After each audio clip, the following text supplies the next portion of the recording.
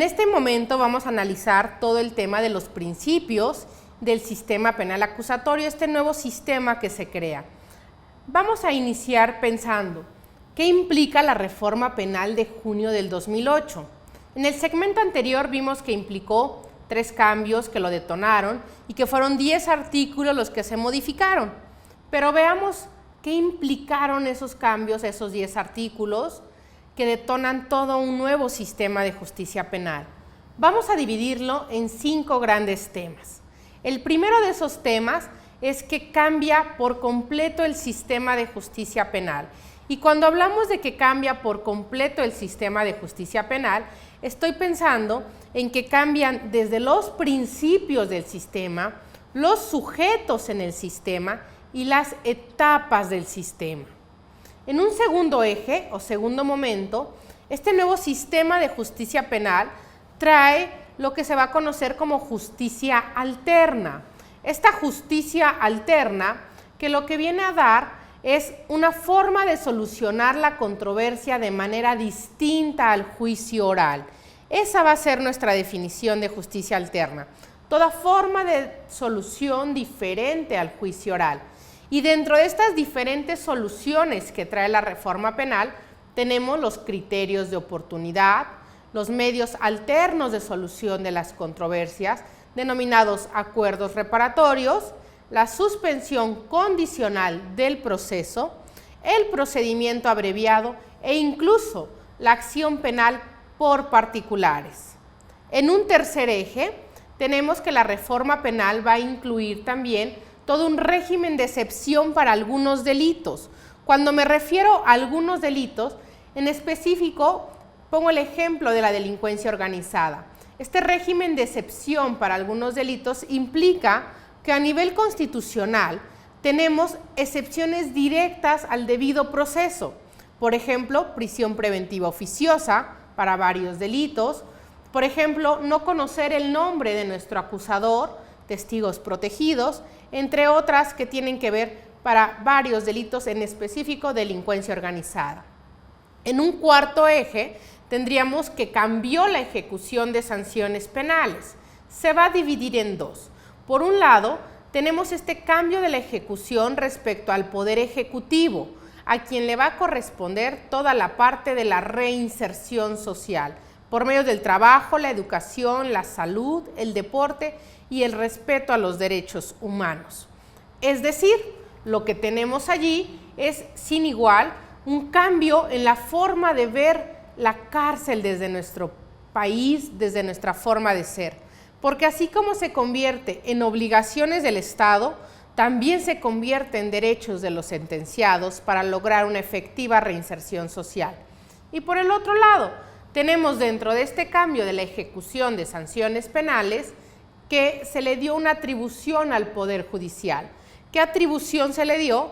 La atribución de crear al juez de control, quien tendrá a su cargo la posibilidad de modificar las penas y las medidas de seguridad que se hayan impuesto, entre otras facultades que tiene. En un quinto eje, tenemos que para que esta reforma al sistema de justicia funcione, se requiere de políticas públicas que nos permitan llegar a un buen puerto. Por ejemplo, políticas públicas como normatividad, tenemos el Código Nacional de Procedimientos Penales, la Ley Nacional de Mecanismos Alternativos de Solución de las Controversias en Materia Penal, la Ley Nacional de Ejecución Penal. Políticas públicas como difusión, generar difusión para que la sociedad conozca los principios, la justicia alterna, el régimen de excepción, etcétera, y sepa por qué se resuelve de una u otra manera determinado elemento del derecho del sistema penal acusatorio. Tenemos también políticas públicas como la capacitación, de la cual ustedes están siendo objeto también en este momento, una política pública de capacitación. ¿Qué otra política pública se les ocurre? Me viene a la mente, por ejemplo, infraestructura, para que los principios se lleven en un lugar determinado, tecnología, para que se resguarde entonces las evidencias de ese juicio o las evidencias de ese proceso. Y así ustedes van a poder generar un sinnúmero de políticas públicas. No existe un número determinado. También ahora podríamos comenzar a hablar de una evaluación del sistema penal acusatorio, una evaluación en tanto su implementación y su consolidación, y generar entonces indicadores para saber si está o no está funcionando dicho sistema. Eso también es una política pública. Dicho sea brevemente, pensemos en lo siguiente: ¿qué implicó este cambio al sistema de justicia penal? Lo contestaríamos de la siguiente manera. Número 1, cambia todo el sistema de justicia penal, donde eso implica principios, sujetos y etapas. Número 2, se crea la justicia alterna, como aquella posibilidad de solucionar la controversia de forma diferente al juicio oral. Y entonces tenemos, por ejemplo, criterios de oportunidad, acuerdos reparatorios, suspensión condicional del proceso, procedimiento abreviado y acción penal por particulares. Número 3. Incluye esta reforma un régimen de excepción para algunos delitos conocido como el derecho penal del enemigo, en especial para delincuencia organizada. Número 4. Cambia la ejecución de sanciones penales, dándole al Poder Ejecutivo todo el tema de la reinserción social y al Poder Judicial todo el tema de los beneficios preliberacionales. Y número 5. Se requiere de políticas públicas para implementar correctamente todo el tema del sistema de justicia penal, desde normatividad, difusión, infraestructura, tecnología, evaluación, etc. Ahora bien, ya que tenemos el esquema de qué incluye la reforma penal, vamos a situarnos en un punto clave: los principios y las características de este sistema de justicia penal. Vamos a dividir aquí, y es muy importante que estén observando su Constitución.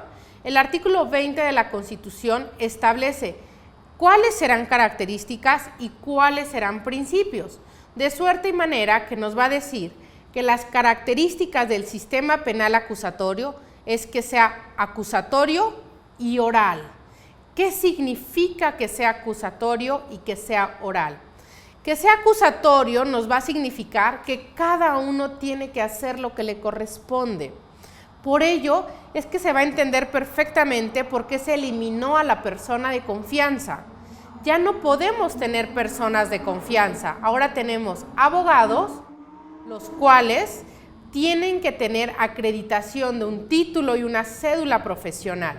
Sin título y sin cédula profesional no van a poder emerger y no van a poder practicar el proceso penal acusatorio. Y tiene que hacer lo que le corresponde, defender.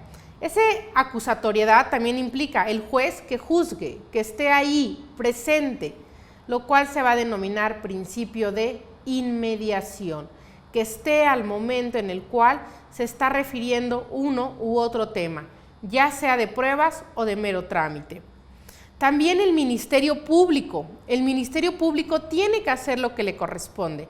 ¿Y qué le corresponde al Ministerio Público? Acusar y llevar la pretensión punitiva por parte del Estado.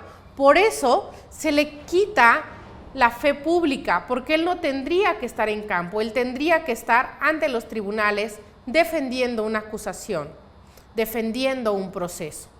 Y también se crea la figura del asesor jurídico de las víctimas, quien tiene que ser un abogado en igualdad de capacidad técnica para poder defender los derechos de la víctima. Es decir, ¿qué significa la característica de acusatoriedad?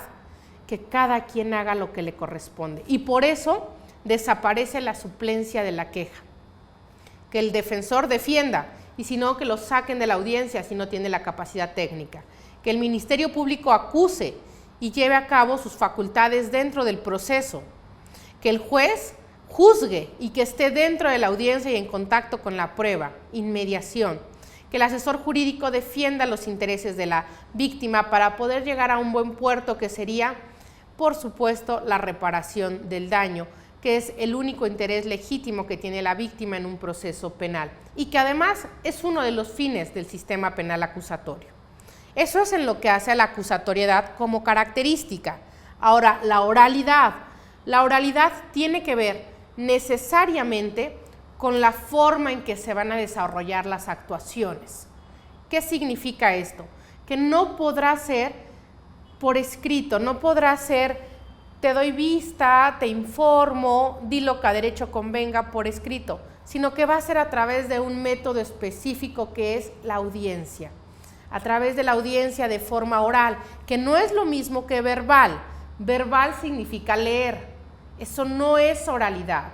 Oralidad significa explicar, significa estar de frente a las personas, significa que entiendan lo que está pasando. Incluso diríamos, tendría que tener un lenguaje ciudadano, un lenguaje que permita perfectamente tener entendimiento no solo de las partes del proceso, sino también de las personas que acuden a la audiencia. Porque recuerden que bajo el principio de publicidad, las partes pueden acudir a la audiencia. Y si acuden pero no entienden nada, difícilmente vamos a tener una verdadera justicia de cara a la sociedad, sino que al paso del tiempo lo que vamos a ocasionar es que nadie vaya a las audiencias porque no entienden lo que está pasando. Tiene que haber esta parte de oralidad como característica. Ahora bien, ya tenemos las dos características, acusatorio y oral. ¿Cuáles son estos principios que nos van a llevar en el sistema de justicia penal? Los principios que nos van a llevar en el sistema de justicia penal son la publicidad, la inmediación, la concentración, la continuidad y, por supuesto, la presunción de inocencia, entre otros más que vienen dentro del Código Nacional. A mi parecer, son los principales del sistema. Ahora bien, diríamos, ¿hay diferencia entre principios y derechos? A mi parecer, sí, los derechos son ejercidos y los principios, como diría Robert Alexi, los principios son mandamientos de optimización.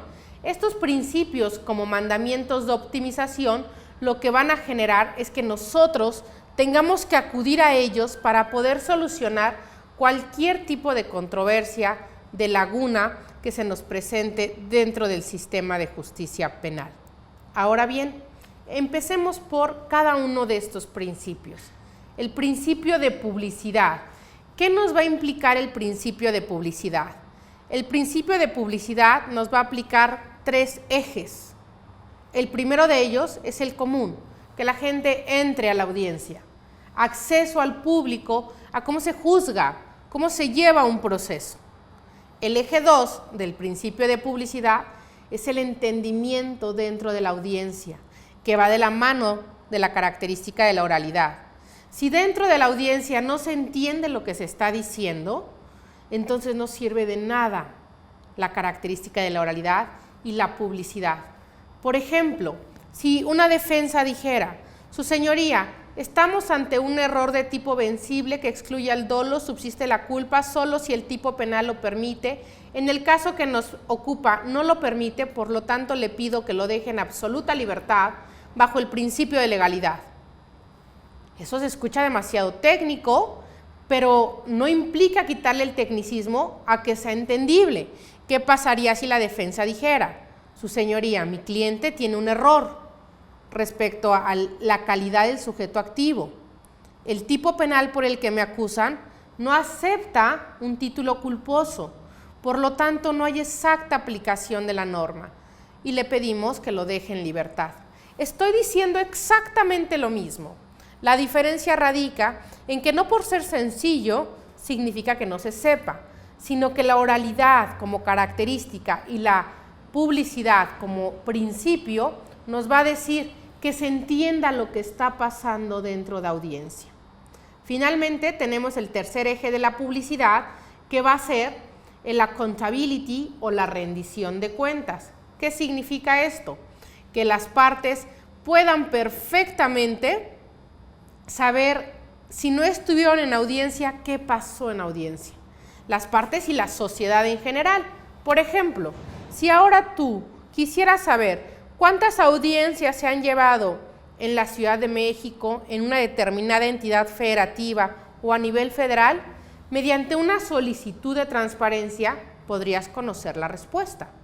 Ese es un eje del principio de publicidad, denominado accountability o rendición de cuentas. Cabe destacar que este principio de publicidad es de los que va a tener excepciones atendiendo a si se afecta la integridad de una persona, la seguridad de las víctimas, de personas menores de edad, de la seguridad del Estado, en fin. Finalmente, vamos a tener que el principio de publicidad va a ser uno de los ejes que va a poder detonar una transparencia, un acceso a la justicia, no nada más a las partes, sino también a la sociedad. Otro principio de los que están a nivel constitucional es el contradicción. La contradicción donde las partes pueden conocer, controvertir y confrontar todos los medios de prueba y todos los hechos que estén a su favor o en su contra para que el juez decida de la mejor manera. Ahora bien, no nada más tiene que ver con ello. La contradicción tiene que ver con la continuidad. ¿Y por qué con la continuidad? Porque entre más continua sea la audiencia, se va a poder favorecer mi principio de contradicción, porque yo voy a poder manifestar lo que a mi derecho convenga. Esta continuidad entendida como que las audiencias se llevarán a cabo de forma continua, sucesiva y secuencial. Solamente hay una excepción, se podrá suspender, pero nunca por más de 10 días. Si se suspende por más de 10 días, entonces se ataca de nulidad la audiencia que se esté desahogando. Al día 11 es una audiencia que debe ser nula y comenzar desde el inicio de ese acto procesal. El siguiente principio es el de concentración. El principio de concentración significa que las audiencias se desarrollarán preferentemente en un mismo día. ¿Por qué? Porque si están concentradas, favorecen la continuidad, y si favorecen la continuidad, favorecen el derecho de contradicción. Y si favorecen la contradicción, voy a tener mayor publicidad. Eso en atención a un debido proceso. Ahora bien, uno de los siguientes principios es la inmediación, que vamos a ver en el régimen probatorio más fuerte que ninguno. El principio de inmediación es la presencia del juez en el lugar donde debe de desahogarse la prueba y los hechos tienen que debatirse. Si el juez no está, entonces es una violación procesal, y como violación procesal debe ser completamente desechado, porque si el juez no está presente, entonces ¿quién está juzgando? Y finalmente tenemos el principio de presunción de inocencia, que ojo, este principio de presunción de inocencia tiene una dualidad. Por un lado es un principio y por el otro es un derecho. Tendríamos que decir lo que hablábamos al inicio de la sesión. ¿Es lo mismo un principio y un derecho? No, no son lo mismo, porque la presunción de inocencia deberían observarla todos los actores del proceso para efecto de poder resolver cada uno sus pretensiones dentro de un procedimiento criminal.